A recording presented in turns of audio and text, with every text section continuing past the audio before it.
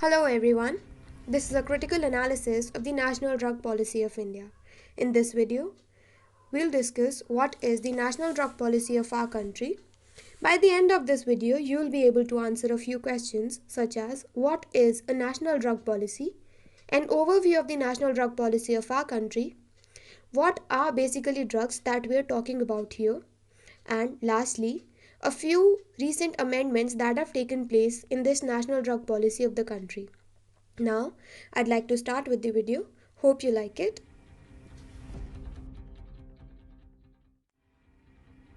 A national drug policy is the framework of laws and regulations formulated by the government of a country in order to regulate the pharmaceutical industry of a country and the intake of drugs.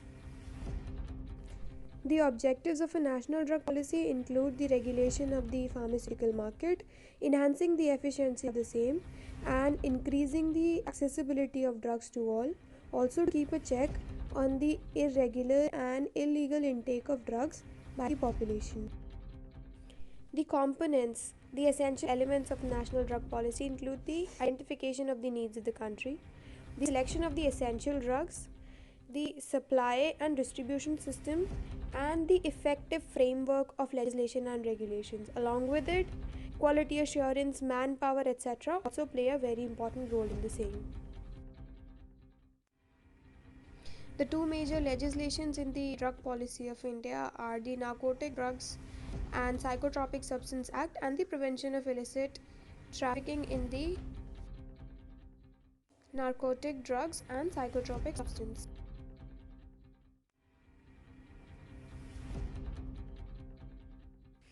So first of all, we'll see what are these drugs that we're talking about. What are narcotics? So narcotics are basically substances that produce addictive sensations in people. Sensations of pain relief, analgesia. Sensations of extreme energy, such as euphoria. These sensations are addictive in nature and people become addicted to these substances and start abusing them. Now discussing the salient features of the NDPS Act. First of all, the Act forbids the sale of nearly 200 psychotropic medications and makes it mandatory for a prescription for the medicines to be sold. Then it limits the cultivation of various psychotropic medications such as cannabis, poppy, cocoa seeds, etc.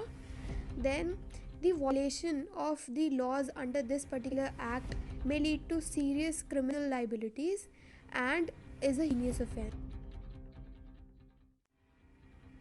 The Indian pharmaceutical industry has been the new star sector.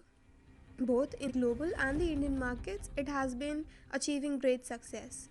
But with great success comes great responsibility. Hence, there was a dire need for the pharmaceutical laws in India to incorporate this success and call for changes.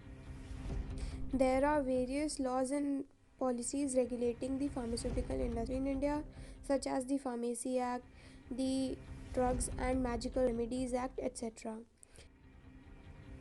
A recent development in the pharmaceutical pricing policy in India took place in the last decade.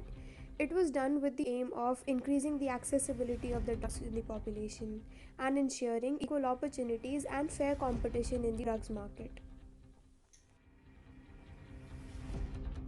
In conclusion, I would like to say that stronger laws and policies make better and positive and longer lasting impacts on the healthcare system of a country than the discovery of new drugs and technologies.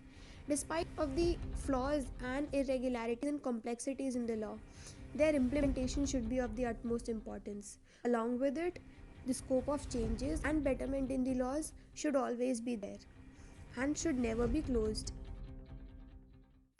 Now, while we talk about the pharmaceutical industry and the drug policy of a country, I believe they hold utmost importance because they are talking about the health and the well being of a country, which hold significance in the present and the coming future.